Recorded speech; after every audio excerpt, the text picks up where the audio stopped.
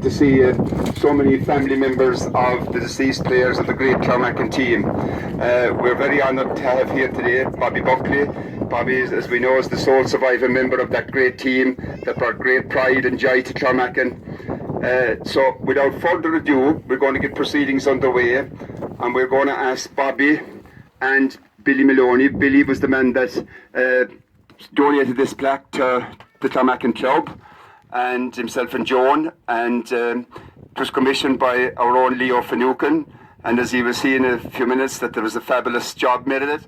I'd like to thank everybody that made this day possible, and especially the girls that came and cleaned the place and prepared the food and everything the last couple of days, and as I say, a thank you to everybody that made this day possible.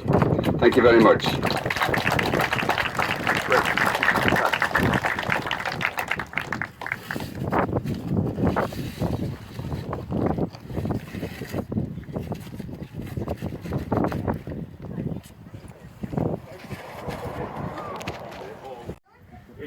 It all started with the Town League. Clounmacon had a team of the Town League in 1949, 6 teams of 15 aside. Clounmacon, Finucane, Behens from the country, Brown, Board and Ashes from the town. And before the ball was kicked, the Ashes were installed as hot favourites to win the Town League. So they met Clounmacon in the final, and through the titanic struggle, Ashes in front for most of the game. Clounmacon came from behind, and a goal by the late Joe Shanahan swung the game in favour of Clounmacon. Following that win then, Clounmacon decided they'd go on their own in North Kerry. And the first sign that they had a team capable of winning the North Kerry Championship was in 1953, a tournament in Ballylongford for a set of jerseys. And Ballyduff were the North Kerry Champions in 1952, and they met Clounmacon in the final, and what a game that proved to be. Clounmacon were down 6 points at half time, and by the third quarter they had hit the front. An outstanding performance in the middle of the field by Jimmy Doe and Joe Shanahan. A Ballyduff team that included 3 Kerry seniors, Gus Crimmins, Eddie Dowling and Mick Finucane. So that was a famous victory for Clounmacon. And then 1954 started, and Clounmacon came through to the North Kerry final. And the final was down in Tarbert, against Tarbert. And that was a memorable day for the club, because Clounmacon came from behind again to win the North Kerry Senior Championship. A unique record, because as far as I know, not in North Kerry, or any part of the county, no team that won the Parish League or Town League ever won the district championship. So that was a great record. And then Clounmacon played in 3 finals actually. Well, we were lucky to lose in 55 and 57, but a very strong Clounmacon team in 1958 went down and won the Tarbert tournament, the day Tarbert in the final. So it was a great year for Clounmacon and Clounmacon football. So we had the great Bobby Buckley, Bobby's first cousin, who played for Kerry over the road here. He played in the All-Ireland semi-final against Louth in 53, and he was back again in 55, and he was on the team that met Cavan in the All-Ireland semi-final. Kerry won both of those All-Irelands. But we had what we call the Golden Mile over the road here, starting with Buckley's, Bobby, his brother Patsy, and when you hit Gainey's cross and turn up left, you had the 4 Scanlon brothers. Outstanding footballers. That was the backbone of the team. And you go a bit further, we had Tom Costello. Tom wore the Kerry jersey as well, at both senior and junior level, full-back. Full-back for North Kerry in the 1955 county final, which went to a replay, and North Kerry were lucky to lose. Tom Costello, then you went up and you had the 2 Dunahus, Tom and John. They were on the team that won the tally as well, the outstanding footballer. So we've had a great record, and that time we didn't have our own field. Now we have a lovely field here, and there's a great under-8 structure here in place, and the future looks very bright. And So we're delighted to have Bobby here today. Bobby started it all. He was on the team.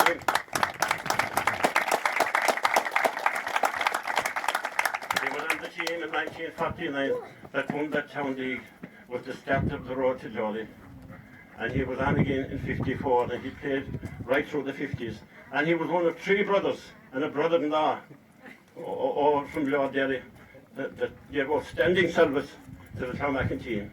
And we're very proud of that.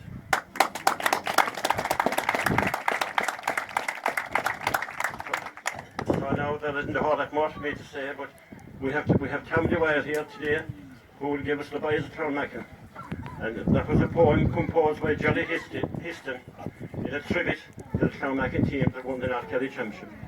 And then we have another poem by the late Dan Keane about Backlund Bucket, a lovely version also, which we're also delivering. So thank you all for coming. It's lovely to see such a fine crowd here.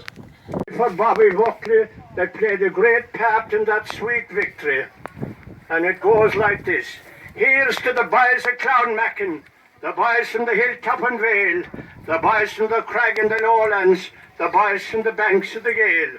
They'll follow the footsteps of their fathers, their slogans will never give up, on the banks of the Shannon near Tarbert when they conquered the North Kerry Cup. This team is composed of all workers, and rough and they all can withstand. No bankers, no students amongst them, they all work on the skin of the land.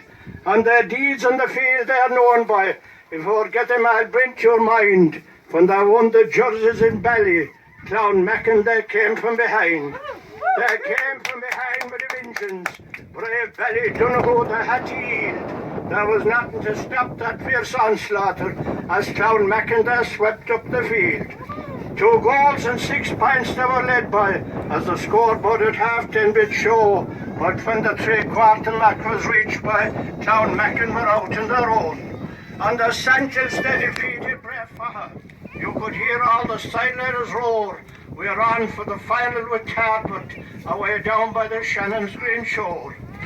We had the brave Captain Joe from Old Drummond and Connell from Ballygalogue. Though the dice was lowered against him, he kept Coleman right out in the cold. Monty Leahy dumbfounded Tarbert, McDonald his freeze were a treat, not forgetting the Gardish Connor and Pat Keddens who sealed their defeat. Bobby Buckley was there from Lord Derry, Mikey Lyons was as fleet as a hound, and son Hadman, that nippy young forward, he'd leap at the ball with a bound. The 3 Scanlon brothers were there, sir. There was Anthony, Martin and Joe. You could send Martin right out of Corey, but he'd ne'er turn his back on the foe. They had a ball past to Mahoney as the scoreboard finished to show, and the 2 of the Reagans were brilliant, and Tom Costler was out on his own. The cup it was filled down in Tarbert, there was victory in Anguish there. They all got an old swig from her bosom, where they came from the boys didn't care. 'Twas brought to Listowel a procession, and filled there again and again. No dress in the home of the captain, Joe Shanahan, in the top of Old Drummond Hill.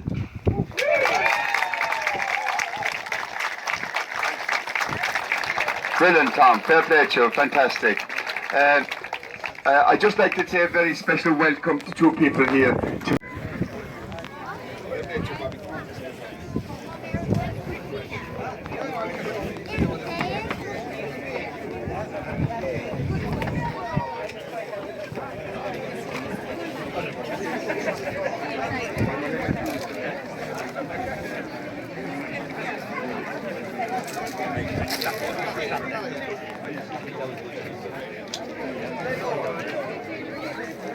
And they were heading in the cabin, and almost as Rangers went.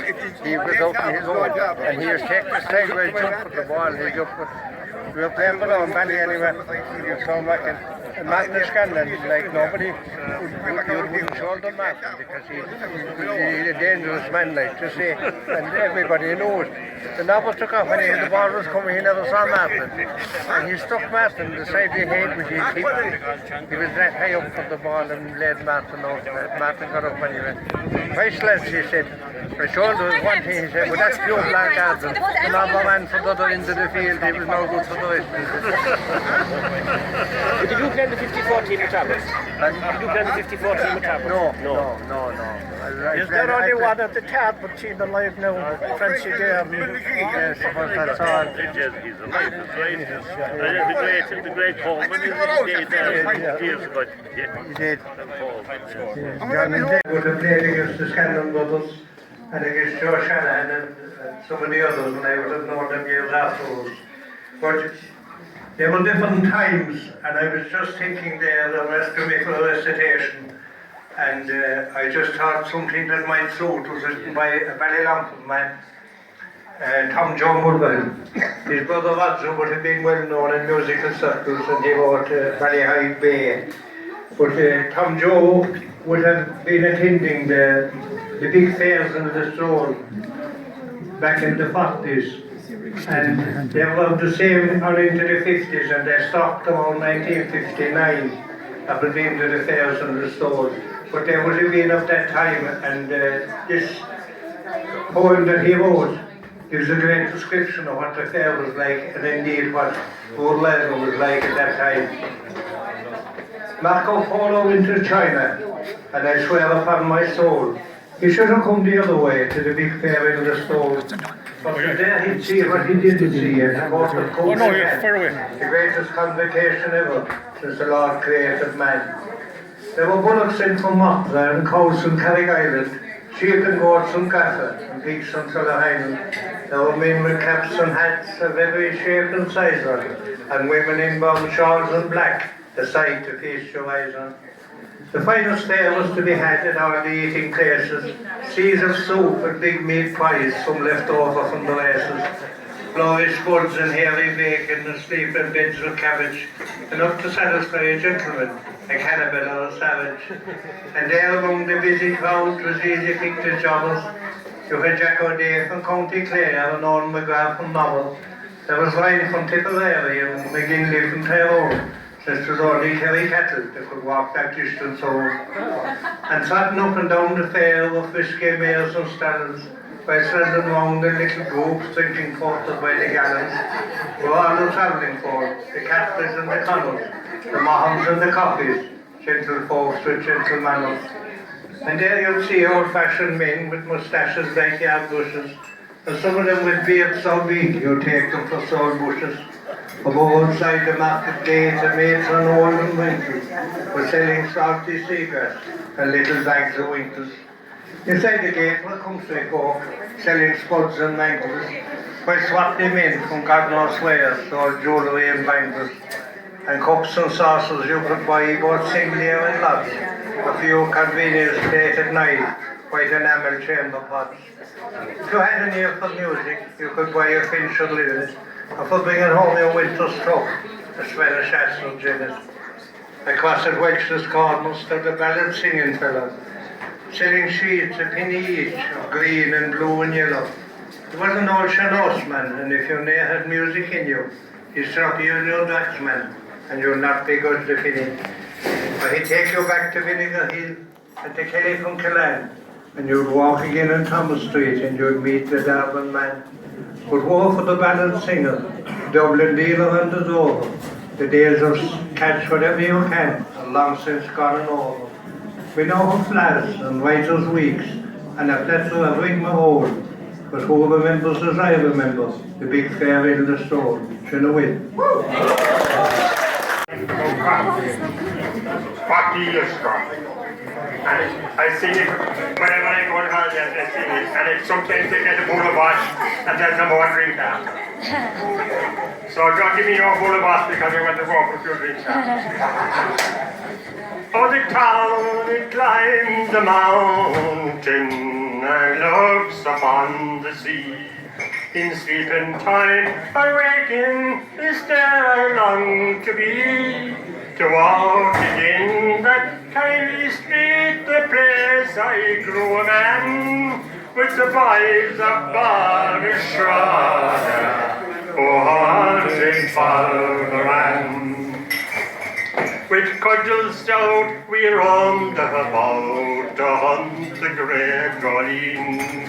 We set for birds in every fire from Ballybunnon to Green. We sang for joy beneath the sky. Life held no pain or plan. All together now. With the boys of